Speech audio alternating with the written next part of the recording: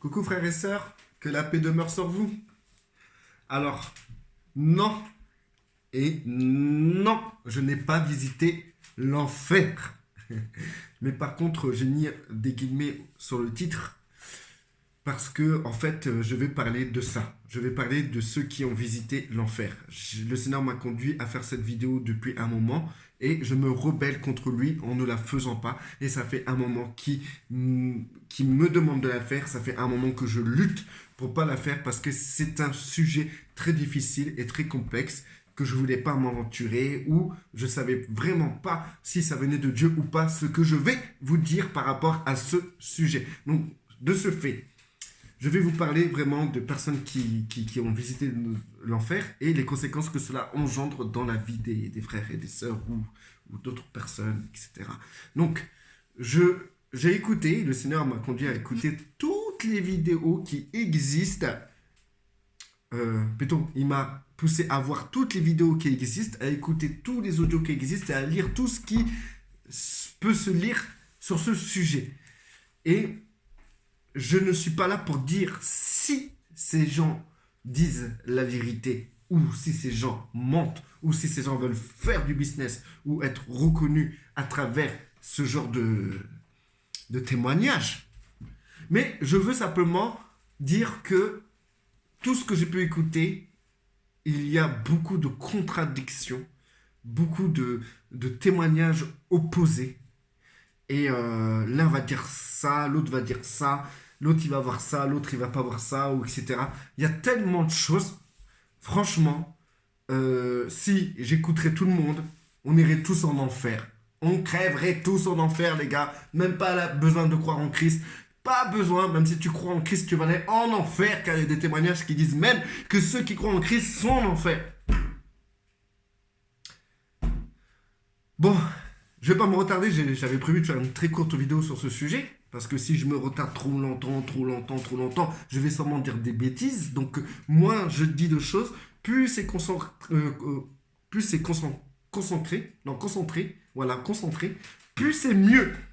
Donc, du coup, je vais aller droit au but. Vous savez, frères et sœurs, ce que j'ai pu retenir de tout ça, ce qui est important, pourquoi je dois faire cette vidéo. Je dois pas la faire pour dire, ouais, arrêtez d'écouter ce genre de vidéo, ou lui, il a raison, lui, il a tort. Non, je dois faire cette vidéo pour simplement vous prévenir d'un danger à travers cela. Qu'est-ce que ça peut engendrer de regarder ce genre de vidéo? Vous regardez la vidéo et tout le monde vous parle de l'enfer, du diable, de la chair, des gens qui souffrent, qui crient, des gens qui se maquillent, ils vont en enfer, les gens ils mettent pas le voile, ils vont en enfer, les gens qui payent pas la dîme, ils vont en enfer, les gens qui vont pas à l'église, ils vont en enfer, les gens qui prient pas, ils vont en enfer, les gens qui regardent la télé, ils vont en enfer, les femmes qui mettent des pantalons, ils vont en enfer. Et imaginez-vous, frères et sœurs, c'est ce que vous écoutez quand vous écoutez ce genre de vidéo. Christ, il est où? Sa grâce est où? Avez-vous compris vraiment la véritable grâce que Christ nous donne? Donc, je vais en revenir à là. Ça ne veut pas dire que l'enfer n'existe pas, ni qu'on ne va pas aller en enfer. Ce n'est pas le but de cette vidéo, mais simplement pour vous amener à une réflexion très importante sur le salut et surtout sur ce que peut engendrer ce genre de peur que ces vidéos vous donnent. Donc, du coup, imaginez-vous, vous ne faites plus rien. Moi, je connais des femmes à mettre plus de pantalons. Même si c'est des jeans pour femmes. C'est des femmes à mettre tout le temps des longues robes. C'est pas que c'est pas bien. Mais avoir peur de mettre un jean pour femme, je sais pas si c'est correct. Ensuite, des femmes qui mettent des bijoux, des bijoux vont en enfer d'après les témoignages que j'ai pu entendre. Donc imaginez-vous, vous offrez une bague à votre femme, elle va aller en enfer ou quoi? Vous voulez acheter un collier, une belle parure à votre femme, et si votre femme met cette parure, vous la conduisez en enfer. Ou des femmes qui mettent du maquillage, elles vont en enfer. Imaginez-vous que en réalité, le maquillage, les parures, le jean est beaucoup plus puissant que la grâce en réalité. C'est-à-dire que Christ il vient, il prend tous nos péchés, nos offenses, il nous rachète au prix de son sang. Nous sommes maintenant des enfants de Dieu sauvés par le moyen de la foi par rapport à la nouvelle alliance que Dieu nous offre, qui est sa grâce. et qui fait de nous des enfants de Dieu, quoi.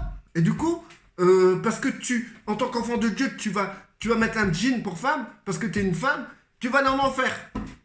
Ou parce que tu mets pas un voile pour prier, tu vas aller en enfer. C'est-à-dire que la grâce du Christ est totalement limitée, en gros. C'est-à-dire que si tu es chrétienne, Dieu t'aime. Mais Dieu t'a pardonné tous tes péchés. Jusqu'à là, on est d'accord. Mais il suffit que tu fasses un petit pas de travers, tu vas en enfer. Tu donnes pas ta dîme, tu vas en enfer. C'est incroyable. C'est-à-dire que cette mentalité-là fait que la grâce est limitée à un jean, un peu de maquillage, et une parure, et c'est bon. La grâce n'existe plus. On fait une croix sur la grâce parce que tu as franchi des limites que tu n'aurais dû jamais franchir en mettant du rouge à lèvres. Vous vous rendez compte, frères et sœurs? J'ai même vu des témoignages que quelqu'un met du parfum, il va en enfer. Dans ces cas-là, à quoi sert Jésus? À quoi sert notre Seigneur Yeshua? Frères et sœurs, si notre Seigneur Yeshua doit nous travailler, il le fera à son rythme. Et pour l'instant qu'il y a des femmes qui ont du rouge à lèvres, le Seigneur travaille leur cœur. Et lorsque leur cœur sera travaillé, ces femmes seront se disposer comme elles doivent être selon le Seigneur. Mais en entendant, il y a un cheminement. Alors imaginez-vous que la femme, dans son cheminement, genre elle met des jeans de pour femme, met un peu de rouge à lèvres, juste et un peu de fond de teint juste pour être présentable parce qu'elle a la gueule excusez-moi, j'allais dire une expression qui n'est pas très catholique ou chrétienne.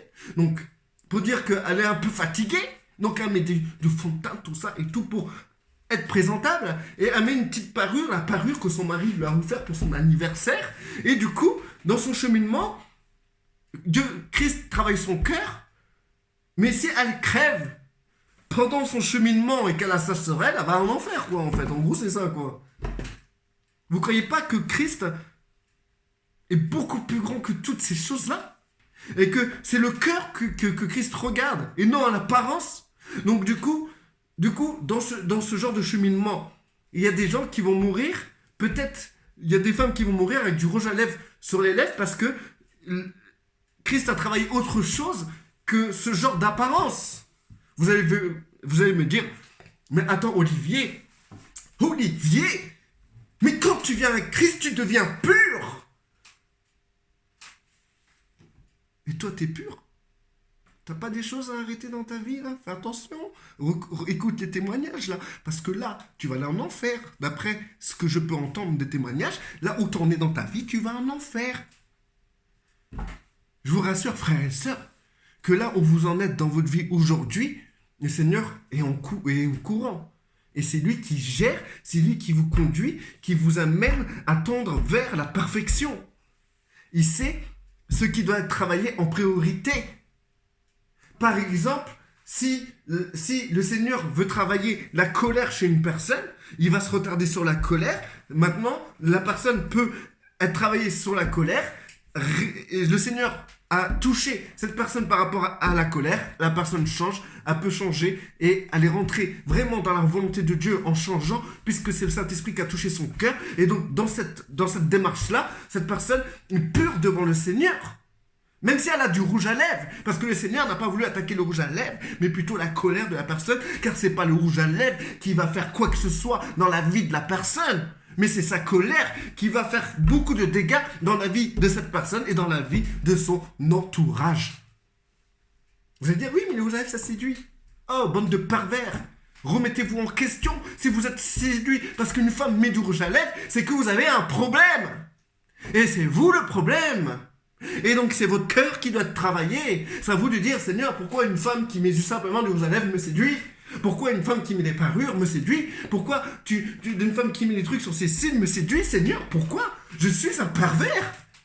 Tout simplement. Bref, j'en suis pas arrivé au bout de ce sujet. Maintenant, regardez des vidéos lire des livres, tout ça, des gens qui ont vu l'enfer, des gens souffrir, des êtres humains souffrir, etc. Je ne dis pas que c'est pas vrai. Je dis c'est peut-être possible, ou c'est possible totalement. Mais c'est pas le but de ma vidéo. Ce que j'ai pu constater, c'est que quand les gens regardaient ça, ils étaient dans la frayeur, dans la peur. Et du coup, à cause de cette peur, ils vont changer leur comportement. Chose qui est très bien. Si tu changes ton comportement, c'est parfait. Mais si ton comportement, tu le changes d'une manière religieuse, où est l'esprit dans ce changement? Parce que si c'est pas le Saint-Esprit qui te transforme à l'image du Christ, mais c'est toi par tes moyens charnels, parce que tu as peur, donc tu veux éviter de faire ça, parce que tu veux pas dans l'enfer, dans ces cas-là, où est le doigt de Dieu dans ce changement? Et si ça vient pas de Dieu, c'est quelque chose qui sera rejeté. Tout simplement. Écoutez, je vous donne un exemple. Des femmes qui ont vu, ont regardé des vidéos sur l'enfer, et dedans, il y a des femmes qui, parce qu'ils priaient pas, ils priaient, ils n'étaient pas voilés, ou ils mettaient du rouge à lèvres, du parfum, etc. Des femmes qui ont commencé à avoir peur, et ils ont commencé à mettre le voile, ils ont commencé à plus se maquiller, ils ont commencé à mettre des longues robes, ils ont commencé à se mettre bien parce qu'ils ont peur d'aller en enfer. Mais, il y a un problème, frères et sœurs. C'est que ces femmes ont changé l'extérieur, mais l'intérieur est toujours pourri. N'est-ce pas Christ qui disait que lorsque vous lavez une coupe, vous faites quoi? Vous les pharisiens, les religieux, vous nettoyez l'extérieur, mais pas l'intérieur. Hypocrite que vous êtes, nettoyez d'abord l'intérieur et l'extérieur. D'abord l'intérieur et l'extérieur. Frères et sœurs, je le répète exprès pour que ça puisse tilter dans votre tête. Donc dans ces cas-là, est-ce que nous devons nous retarder sur une femme qui met pas son voile, ou qui met du maquillage, ou qui met une parure, ou qui met un jean? Ou nous devons plutôt faire confiance au Seigneur que si cette femme, c'est une enfant de Dieu, son intérieur est en train de se faire nettoyer, et que tant que cet intérieur n'est pas nettoyé, le Seigneur ne passera pas sur l'extérieur. Vous allez me dire, mais attends Olivier, tu plaisantes ou quoi? Si Dieu transforme ton cœur, il transforme aussi l'extérieur, ça doit se voir, Olivier. Mais moi, je vous réponds, frères et sœurs, vous êtes beaux, vous êtes magnifiques. Ça se voit de l'extérieur que vous êtes beaux. Mais votre cœur, frères et sœurs, dans quel état il est aujourd'hui? Dans quel état est votre cœur? Si vous allez me dire, oh, mon cœur, il est bien, il est pur, je vous dirai déjà là, vous avez péché en étant orgueilleux, et surtout en vous surestimant. Vous croyez que vous êtes pur dans votre cœur, frères et sœurs? On a du trajet, du chemin. Il y a même des frères et des sœurs, ça fait 40 ans, ils sont dans le Christ. Le Seigneur nettoie toujours leur cœur. Il y a même des frères et des sœurs qui sont morts il y a 5 minutes. Leur cœur avait encore beaucoup besoin de nettoyage. Christ a dit. Vous êtes en train de juger les frères et les sœurs qui fument des cigarettes. Mais Christ a dit, c'est parce qu'ils rentrent dans le corps qui souille l'homme. Mais c'est ce qui sort de son corps. C'est son cœur qui le souille. Donc tu peux prendre n'importe quelle personne dans n'importe quelle situation. C'est son cœur qui compte et Christ veut travailler les cœurs. Maintenant, ce genre de vidéo va entraîner une peur. Et cette peur va entraîner un réflexe charnel. C'est comme une histoire de survie pour vous. Ça devient une survie. Donc du coup, c'est comme par exemple, excusez-moi, je parle dans tous les sens parce que là, c'est le feu en moi. C'est comme par exemple, quelqu'un, quelqu'un qui fume par exemple. Voilà, quelqu'un qui fume. Il va fumer une cigarette et d'un coup, il va apprendre qu'il a un cancer. Ouah, dramatique. La personne va arrêter de fumer. Pourquoi? Parce qu'elle a eu peur de mourir à cause de son cancer. Quoique c'est trop tard. Mais la personne va quand même arrêter de fumer. Donc du coup, elle dira, il y a peut-être un espoir, je vais arrêter de fumer. La personne a arrêté de fumer par la peur. D'accord? Mais s'il n'y aurait pas eu ce cancer, la personne aurait continué. Donc du coup, son changement était dû à la peur. Mais le Seigneur n'utilise pas la peur pour nous changer, frères et sœurs. Le Seigneur utilise l'amour, la douceur, la bienveillance, la tempérance, la paix, la joie pour nous changer. Tout le fruit de l'Esprit, qui est le Saint-Esprit, qui est en nous, fonctionne pour notre changement. Allez, c'est dans Galates 5, regardez c'est quoi le fruit de l'esprit et tous ses composants, l'amour, la paix, la bienveillance, la douceur, il y a tout plein de composantes. C'est le Saint-Esprit. Et c'est comme ça qu'il travaille dans nos cœurs. Et dans le fruit d'esprit, il n'y a pas la peur. Et tout changement qui appartient à la peur, c'est un changement hypocrite. C'est pas parce que vous avez peur d'aller en enfer que vous changez, que vous allez plaire à Dieu. Mais par contre, tout travail, tout fondement, toute pierre qui a été posée par Dieu, c'est ce qui compte pour lui. Donc du coup, le problème de ce genre de vidéo, ça amène la religiosité, frères et sœurs. Les gens deviennent religieux. J'ai vu les femmes avec leur voile, leur longue robe, se comporter d'une manière pieuse, parce qu'elles avaient peur d'aller en enfer à cause de ce genre de vidéo. Mais quand tu leur parles, il n'y a pas de substance. C'est juste de la peur, de la pratique, de la religiosité. C'est ni plus ni moins du phariséanisme. Les catholiques ont été dans ce sens-là. Il y a beaucoup de gens qui sont convertis à la religion catholique ou qui ont donné plein d'argent aux catholiques parce que les catholiques ont prêché la peur, l'enfer. Et donc ça marche. Le prêche de l'enfer, ça marche. C'est quelque chose qui a toujours fonctionné chez l'homme. Maintenant, frères et sœurs, je vous demande simplement de réfléchir sur ce que vous avez vu. Ça vient peut-être du Seigneur, ça ne vient pas du Seigneur, je ne sais pas. Mais par contre, ce que je suis certain, c'est que ce que ça crée chez les gens, c'est quelque chose de très négatif. C'est quelque chose, ça conduit les gens à être religieux, à faire des œuvres, juste pour ne pas aller en enfer. Des gens qui ne donnaient pas la dîme, ils regardent ce genre de vidéo, ils vont chercher une église pour donner la dîme. Or, la dîme, tu n'es pas obligé de la donner, tu dois donner selon ton cœur. Et si ton cœur n'est pas disposé par le Seigneur, travaillé par le Seigneur, tu ne donneras rien parce que tu seras un radin, parce que Dieu n'a pas travaillé ce côté-là. Mais le jour que Dieu travaille ton cœur, tu ne donneras pas la dîme seulement, mais tu donneras tout ce que tu peux donner pour le bien de ton prochain ou de ton assemblée. Ensuite, pour la femme qui veut plus se maquiller,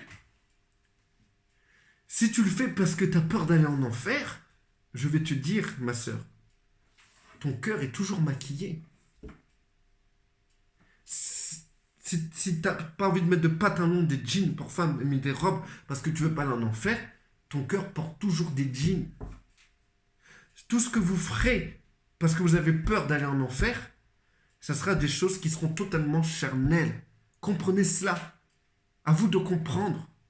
Maintenant, sachez que le Seigneur, il est miséricordieux, lent à la colère. Et il nous transforme à travers son Saint-Esprit qui lui porte le fruit de l'Esprit, car c'est lui ce fruit. Et lisez dans Galates 5 tous les fruits de l'Esprit. D'ailleurs, si vous avez le verset, n'hésitez pas à le mettre en commentaire. Je le mettrai en sur-commentaire. Je ne sais pas comment on fait, on agrafe. Ça sera au-dessus de tous les commentaires. S'il vous plaît, n'hésitez pas si vous voulez me rendre service. Voilà. Et puis, si vous ne le faites pas, vous n'irez pas en enfer. Ne vous inquiétez pas. Ça peut aller très loin, ce genre de problème.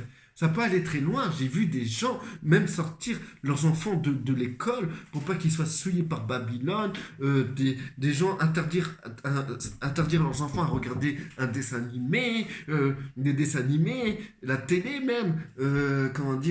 Des personnes carrément se transformer parce qu'ils avaient peur d'aller en enfer. Leur transformation ne venait pas de Dieu. C'était une transformation psychique. D'ailleurs, il y a des gens qui se transforment, qui deviennent pieux, d'une manière psychique sans connaître Dieu. Et bien, c'est la même genre de transformation. Vous devez compter sur une seule transformation, celle de Dieu, et non celle d'une émotion ou d'une peur ou quoi que ce soit. Donc, du coup, ce genre de vidéo, frères et sœurs, ça va vous pousser à vouloir changer, mais de vous-même, par vous-même, parce que vous aurez peur. Maintenant, si vous voulez être vraiment sincère avec le Seigneur, frères et sœurs, soyez patient, demandez au Seigneur, rassurez-vous avec le Seigneur. Dites au Seigneur, est-ce que tu es encore dans ma vie? Est-ce que tu agis toujours? Le Seigneur vous répondra oui. Dans ces cas-là, restez tranquille. Tant que le Seigneur agit dans votre vie, tout va bien. Même si il avance petit pas par petit pas, tout va bien. Tout va bien, frères et sœurs. Parce que c'est lui le chef de chantier. Et c'est lui qui décide comment on doit avancer. Soyez en paix, frères et sœurs. Si le Seigneur veut que vous arrêtez un truc, faites-moi confiance, vous allez l'arrêter.